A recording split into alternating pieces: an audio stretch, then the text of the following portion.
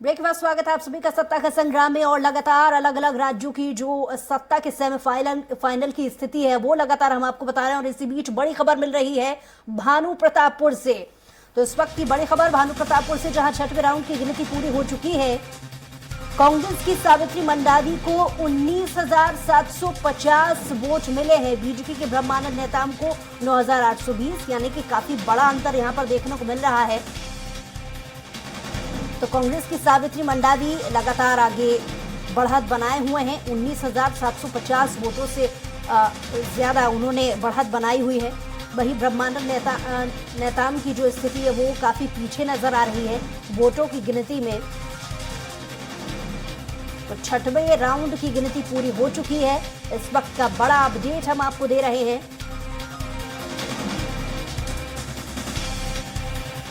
तो Bhanu Pratap seat BJP और कांग्रेस के बीच जो सियासी कोशिश थी, इस बीच भानु प्रतापपुर सीट के लिए जब बीजेपी और कांग्रेस दोनों ही प्रचार प्रसार की तैयारी में जुटे हुए थे तो अलग अलग तरीके की नए रंग यहां पर राजनीति में देखने को मिले थे। अलग अलग मुद्दे उठाए गए थे बीजेपी की तरफ से, चाहे वो आरक्षण का मुद्दा हो। वहीं दूसरी तरफ बीजेपी अलग अलग आरोपों में ये भी कहती रही है कि कांग्रेस यहाँ पर छवि खराब करने की राजनीति कर रही है। अलग अलग रंग हमने देखे और उन रंगों का असली असर क्या होगा ये कुछ ही देर में स्पष्ट हो जाएगा। लेकिन सावित्री मंडावी जो कि आगे चल रही है काफी सारे वोटों से, 19,750 वोटों से जब वो आगे चल रही है तो कहीं ना कहीं जीत की जो तस्वीर है वो स्पष्ट होती नजर आ रही है। तो छठवें राउंड की गिनती पूरी हो चुकी है, जिसमें अभी तक की जो स्थिति है उसमें सावित्री मंडावी 19,750 वोटों से आगे चल रही हैं। भानु प्रतापपुर विधानसभा सीट कांग्रेस विधायक और डिप्टी स्पीकर मनोज सिंह मंडावी के निधन से ये सीट खाली हुई थी। उसके बाद ये उपचुनाव हुआ और उपचुनाव में जो आज मतगणना हो रही है उसमें छठवां राउंड पूरा हो चुका है। 19,750 वोटों से सावित्री मंडावी आगे चल रही हैं।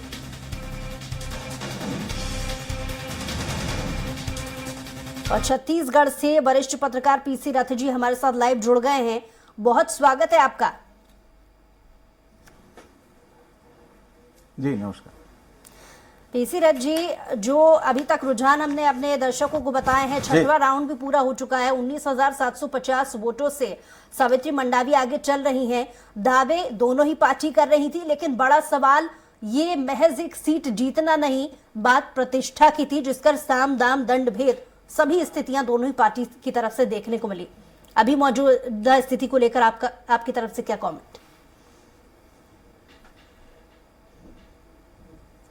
जी, शुरुआत से छत्तीसगढ़ में जैसा कि ट्रेंड है कि मूल मुकाबला जो है भाजपा और कांग्रेस के बीच का ही बताया जाता है। लेकिन इस चुनाव में जब शुरुआत मतगणना की हुई तो उसके बाद बहुत ही परिवर्तन लोगों को देखने को मिला, क्योंकि यहाँ पर हमने देखा कि शुरुआत के दौर में दूसरे स्थान पर आने के लिए भाजपा प्रत्याशी को लंबा संघर्ष करना पड़ा और अकबर कुर्राम जो सर्व आदिवासी समाज की ओर से जिनको समर्थन दिया गया था तो वो लगातार दूसरे स्थान पर बने हुए थे। और अभी पांचवें राउंड की समाप्ति तक के वो अकबर कुर्राम दूसरे नंबर पे थे, सावित्री मंडावी पहले नंबर पर, दूसरे नंबर पे अकबर राम कुर्राम और तीसरे नंबर पर ब्रह्मानंद। अभी और वो लगभग 2044 वोट से आगे चल रहे थे ब्रह्मानंद नेताम से अकबर राम कुर्राम। छठवें राउंड में मात्र 213 वोट से वो आगे हुए हैं ब्रह्मानंद नेताम। अकबर कुर्राम अब तीसरे नंबर पर हैं। तो इस तरह से ये जो समीकरण है और ये जो बदलाव होता जा रहा है लगातार परिवर्तन जो देखने को मिल रहा है वो आगे और परिवर्तित हो सकता है, क्योंकि ये आरक्षण को लेकर के जो आदिवासी समाज है वो एकजुट हुआ था इस समय में, इस चुनाव में। और उस बड़े मुद्दे को लेकर के बड़े पैमाने पर जनसंपर्क लोगों का हुआ था और उसका असर हुआ है ये चुनाव परिणाम के चरणबद्ध उसमें हमको देखने को, रिजल्ट में हमको देखने को मिल रहा है।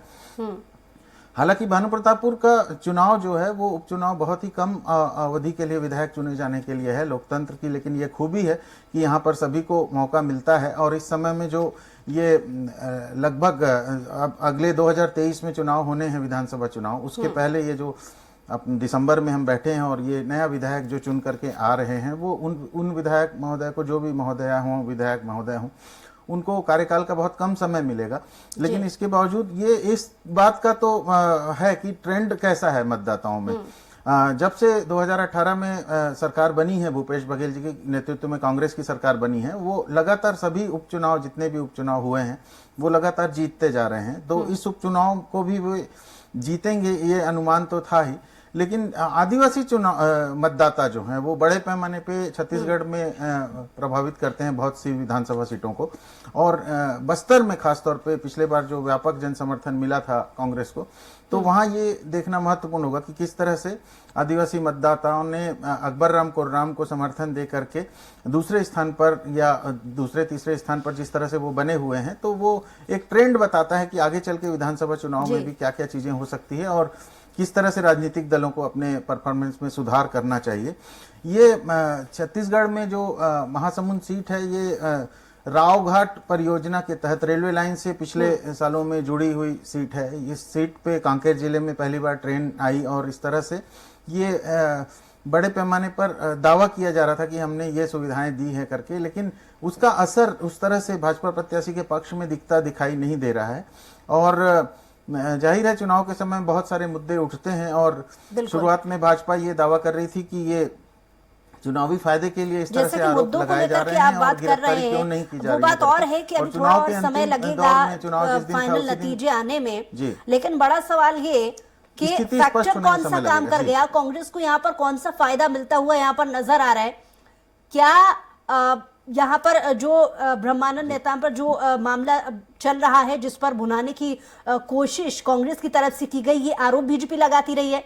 क्या आरक्षण का जो मामला है उसे तूल देने की कोशिश कांग्रेस की तरफ से नजर आ रही थी, जिस पर हस्ताक्षर हालांकि अभी विलंब है, लेकिन फिर भी कहीं ना कहीं एक कोशिश, विशेष सत्र बुलाया, ये दर्शाने की कोशिश कि आरक्षण पर वो गंभीर हैं। तो ये फैक्टर्स काम कर गए, या और दूसरे जो जनता से जुड़े मुद्दे हैं उसका फायदा, या फिर इसे ये भी कहा जा सकता है कि परंपरागत सीट का यहाँ पर लाभ मिला है कांग्रेस को। दोनों तीनों बातें हैं। दरअसल कांग्रेस को एक परंपरागत मनोज मंडावी जी के राजनीतिक कद का भी फायदा मिलता दिखाई दे रहा है, उनके प्रति, परिवार के प्रति एक सहानुभूति लहर का भी फायदा मिलता दिखाई दे रहा है, और आरक्षण को लेकर के जो त्वरित तरीके से काम किया गया वो उसका फायदा भी मिलता दिखाई दे रहा है। मतलब एक तरह से भाजपा के वोट कम होने का कारण आरक्षण के मामले भी हैं, ऐसा प्रतीत हो रहा है, और उसको लेकर जो एकजुटता आदिवासी समाज की बनी उसका फायदा अकबर राम कोर्राम जो तीसरे दूसरे नंबर पे चल रहे हैं, उनको जो फायदा मिल रहा है वो उस पे देखा जा रहा है। क्योंकि अभी तक के गोंडवाना गणतंत्र पार्टी या दूसरे और जनजातीय समर्थन वाले जो दल हैं, उनके जो कैंडिडेट खड़े होते थे उनको इस बड़े पैमाने पे मत नहीं मिलता देखा गया, लेकिन इस बार जो ये परिवर्तन दिख रहा है उसका कारण शायद वही हो। और एक बात खास ये भी है कि कांकेर जिले में और खासतौर पर भानुप्रतापपुर विधानसभा सीट में ओबीसी के बड़े बड़े कार्यक्रम हुए, ओबीसी समूहों की रैलियां हुई, प्रदर्शन हुए, बहुत एकजुटता उनकी दिखी थी। तो ये भी देखना दिलचस्प होगा कि बड़े पैमाने पे ओबीसी वोट का फायदा भी क्या कांग्रेस को हुआ है, क्योंकि जो नया आरक्षण पे विधेयक लाया गया है उसमें ओबीसी समाज को जिस तरह से आरक्षण का दिया गया है, तो उसके कारण वो प्रोसेस में है, वो प्रक्रिया तो आगे बढ़ती रहेगी, लेकिन शायद उससे सामाजिक संगठनों में ये मैसेज गया हो और इस कारण से कांग्रेस को ज्यादा इस तरह से फायदा मिला हो। जी लेकिन भानुप्रतापपुर सीट यहाँ पर आगामी चुनाव को लेकर के एक टॉनिक का भी काम कर सकती थी बीजेपी के लिए, अगर कहीं ना कहीं जो ब्रह्मानंद पर आरोप लगे थे उस पर राजनीति आगे तेज होती है। क्योंकि अभी भी देखिए यहाँ पर जिस हाईकोर्ट की तरफ से जो आदेश आया था उसमें कार्रवाई पर विलंब की बात कही गई थी। बीजेपी ये भी आरोप लगा रही है कि आने वाले समय में जब भी चुनाव आगामी वक्त के नजदीक आएंगे तो एक बार फिर से इस मामले को तूल दिया जाने की कोशिश कांग्रेस करेगी। तो इसका नुकसान कितना बीजेपी को आगे होता हुआ नजर आ रहा है, क्या मानते हैं आप? क्योंकि मामला यही नहीं रुकेगा। रूप से इस मामले में बड़ी गलती भाजपा के प्रत्याशी से ये हुई थी कि उन्होंने अपने चलिए रोकना चाहूंगी, आपके पास लौटूंगी। इस बीच बड़ी खबर आपको बता रहे हैं, जहां सपा प्रत्याशी आसिम राजा को 14,402 वोट अब तक मिले हैं। बीजेपी प्रत्याशी आकाश सक्सेना 9,196 वोटों से पीछे चल रहे हैं। अभी तक जो हम लगातार चैनल के माध्यम से आपको बता रहे हैं अपडेट के अनुसार रामपुर सीट पर जो काफी बड़ा एक अंतर था, 5000 से ज्यादा वोटों का जो अंतर सपा प्रत्याशी के बीच और बीजेपी प्रत्याशी के बीच में था, वो अंतर कहीं ना कहीं कम होता नजर आ रहा है, क्योंकि 5000 का डिफरेंस था जो कि अब काफी कम वोटों पर सिमट रहा है। यानी जैसे जैसे नजदीक आती जा रही है जीत की घोषणा, वैसे वैसे मामला और दिलचस्प होता जा रहा है ये पता लगाना कि अंतिम राउंड में ये क्या नतीजा होगा। और इसी बीच एक और बड़ी खबर आपको बता रहे हैं, जहां सपा की डिंपल यादव को 9000 से ज्यादा वोट अभी तक मिले हैं। बीजेपी के रघुराज को 32,814 वोट मिले हैं। यानी बढ़त यहां पर डिंपल की नजर आ रही है। लेकिन एक बार फिर मैं वही बात दोहराना चाहूंगी, यहां पर भी अभी तक जो हम स्थिति देख रहे थे कि अंतर पहले काफी ज्यादा था और अब ये अंतर जो है प्रत्याशियों के बीच में वोट का, वो कम होता नजर आ रहा है। लखनऊ से वरिष्ठ पत्रकार के विक्रम जी हमारे साथ एक बार फिर से जुड़ गए हैं, बहुत स्वागत है आपका। के विक्रम जी, हम देख रहे हैं कि जैसे जैसे राउंड नजदीक आते जा रहे हैं, मतलब घोषणा जीत की जब नजदीक आती जा रही है, अंतर वोटों का कम होता जा रहा है। तो अभी तक की स्थिति को देखते हुए क्या कमेंट करेंगे आप? ये बड़ी दिलचस्प बात है, क्योंकि पहले बढ़त में विधानसभा क्षेत्र जो थे मैनपुरी के, वहाँ डिंपल यादव ने बढ़त बना ली थी। अब वो क्षेत्र आ रहे हैं जहाँ भारतीय जनता पार्टी मजबूत है, तो स्वाभाविक कि वहाँ उनकी लीड घटेगी। लेकिन अंततः डिंपल यादव अगर हार जाती है मान लीजिए, तो ये जो आरोप लगा समाजवादी पार्टी ने चुनाव में धांधली हुई है, सुप्रीम कोर्ट तक गए, तो कल भी और आज भी सुप्रीम कोर्ट सुन रही है चुनाव रुकवाने के लिए रामपुर में। और तो मुझे आश्चर्यजनक बात हुई, लेकिन मुझे लगता है कुल मिला के उपचुनाव हमेशा सत्तारूढ़ पार्टी के खिलाफ जाती है, सरकार के खिलाफ वोट पड़ते। ये मेरा अनुभव है 1962 के चुनाव से आज तक के 40 साल में वोटिंग की है। तो मुझे नहीं लगता कि बहुत जल्दी है कुछ भी कहना। मेरे ख्याल से 2-2.5 घंटे के बाद पता चलेगा। जैसे आप बताओ, मैं हिमाचल के बारे में बात हो रही थी जी। हिमाचल जब भी शुरू में तो बिल्कुल 1-2 घंटा था।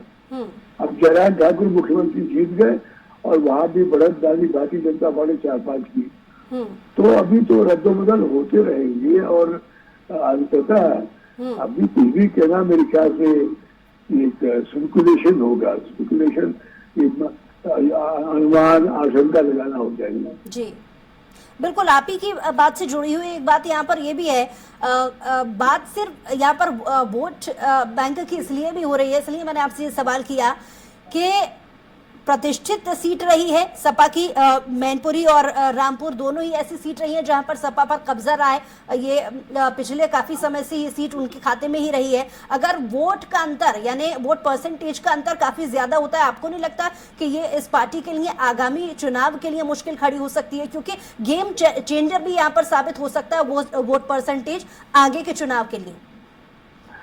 चुनाव, आने वाले चुनाव के अभियान में मुद्दा तो बनेगा, लेकिन मुद्दा कैसे बन पाएगा? क्योंकि ये सीट तो समाजवादी पार्टी की रही है मुलायम सिंह यादव के समय से।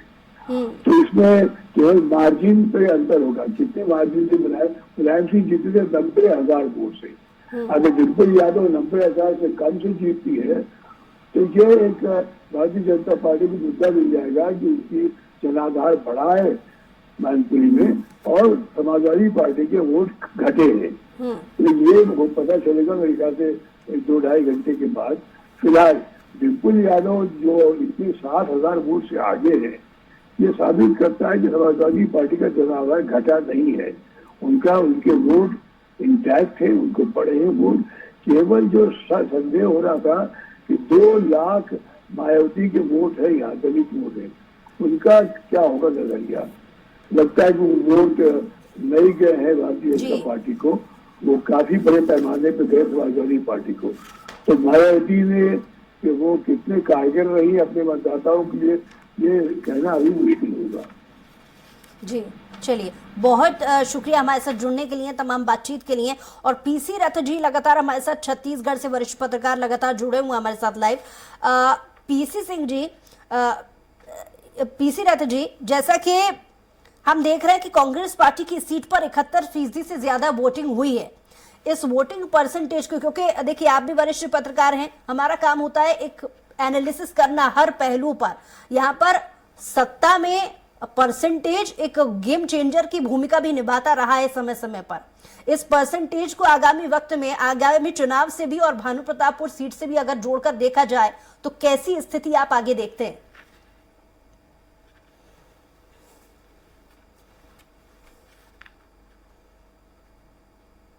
है और कहीं कहीं पर तो 80% भी मतदान हुआ है। तो ये छत्तीसगढ़ में जो मतदान हुआ है उसका फायदा सत्तारूढ़ दल को मिलता रहा है लगातार, ये माना जा सकता है। और इस चुनाव में भी वो दिखाई दे रहा है कि जो वर्तमान सत्तारूढ़ सरकार है, कांग्रेस की सरकार है, उसके प्रत्याशी को लगातार बढ़त पे बढ़त मिलती जा रही है और इसका फायदा उन्हें हुआ है अधिक मतदान का। क्योंकि जिन प्रदेशों में मतदान कम होता है उसमें संभवतः अब तक के जो एनालिसिस बताते हैं कि उसमें सत्तारूढ़ दल को नुकसान होता आया है। तो वो वोट परसेंटेज के हिसाब से भी आगे के लिए वो एक तरह से बानगी होती है, एक तरह का एनालिसिस में इन मुद्दों को ध्यान दिया जाता है कि पिछले चुनावों में वोट परसेंटेज जो था वो कम था, फिर बढ़ा तो अगर फायदा हुआ तो वो सत्तारूढ़ दल को फायदा हुआ। भानु प्रतापपुर में जो ट्रेंड दिख रहा है वो लगातार यही दिख रहा है कि जो चुनाव का नतीजा है वो कांग्रेस के पक्ष में जाता हुआ दिखाई दे रहा है।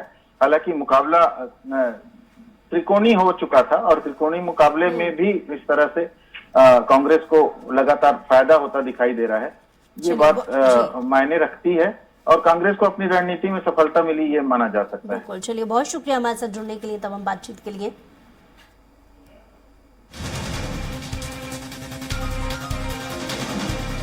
और इसी बीच बड़ी खबर आपको बता रहे हैं, जहां मैनपुरी में जसवंत नगर में 17वें राउंड की गिनती पूरी हो चुकी है।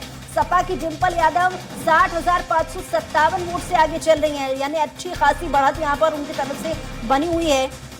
तो मैनपुरी में जसवंत नगर में 17वें राउंड की गिनती पूरी हो चुकी है। सपा की डिंपल यादव 60,557 वोट से आगे चल रही हैं।